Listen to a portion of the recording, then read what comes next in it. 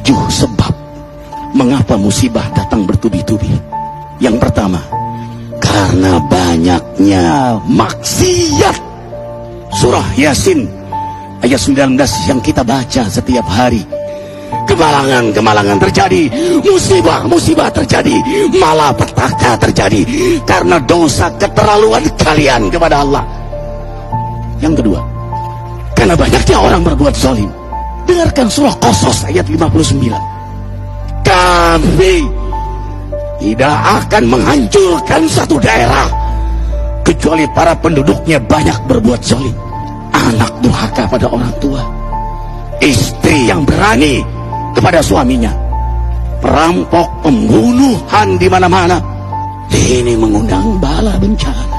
Yang ketiga, mengundang bala bencana karena kelakuan tangan-tangan manusia. Rum 41. Telah tampak kerusakan di daratan dan lautan karena tangan-tangan jahil manusia, agar mereka merasakan akibat perbuatan mereka. Sebagian mereka merasakan akibat perbuatan mereka, agar mereka kembali kepada Allah. Yang keempat, bencana terjadi karena para tokoh melakukan kemaksiatan dan kezaliman. Dengarkan dengan iman, wahai penduduk Indonesia yang mulia. Bila kami ingin menghancurkan suatu negeri, kami perintahkan para tokohnya untuk taat kepada Allah, tapi mereka maksiat, tapi mereka berbuat zalim, tapi mereka hianat kepadaku dan kepada makhlukku. Fahaqa alaihil qaul, maka haklah untuk mereka datang bala bencana seperti kaum Ad, kaum Samud, kaum Lut, kaum Nuh. Kami hancurkan sehancur-hancurnya. Siapa tokoh itu? Para pemimpin kita yang sumpah Al-Quran di kepalanya, demi Allah tidak korupsi. Lalu korupsi. Siapa lagi? Hartawan, orang-orang kaya yang dengan harta berpoya-poya, sombong, maksiat dengan kekayaannya di tengah orang yang banyak menderita. Siapa lagi? Ulama yang menjual ayat-ayat Allah dengan murah. Subhanallah. Yang kelima, mengapa bala bencana terjadi? Karena orang-orang soleh, orang-orang baik diam melihat kemaksiatan dan kemungkaran.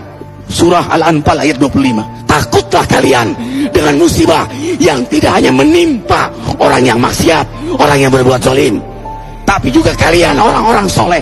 Maka masa bodoh dengan kemaksiatan bukanlah sikap seorang mukmin. Amar ma'ruf nahi munkar adalah amal cerdas. Yang keenam, justru karena rahmat Allah, karena peringatan yang Allah hadirkan agar hadir mahkamah kesadaran kita.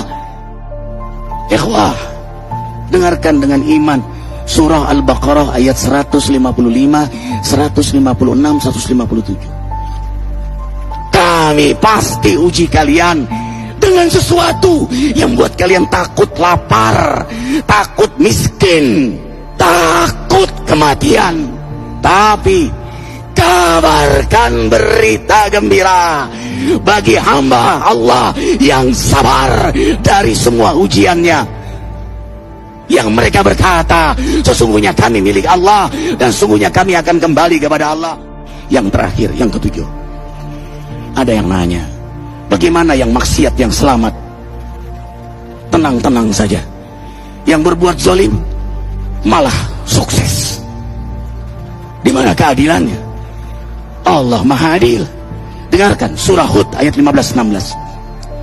Barang siapa mencari kesenangan dunia, lalu dia menghalalkan semua cara, apa kata Allah? Kami beri, tapi di akhirat tidak mendapatkan secuil pun kenikmatan, malah nikmat di dunianya menjadi bahan bakar azab untuk dirinya. Itulah istidrat. Lalu apa sikap kita sekarang? Orang beriman menjadikan peristiwa apapun sebagai jalan untuk mendekatkan dirinya kepada Allah.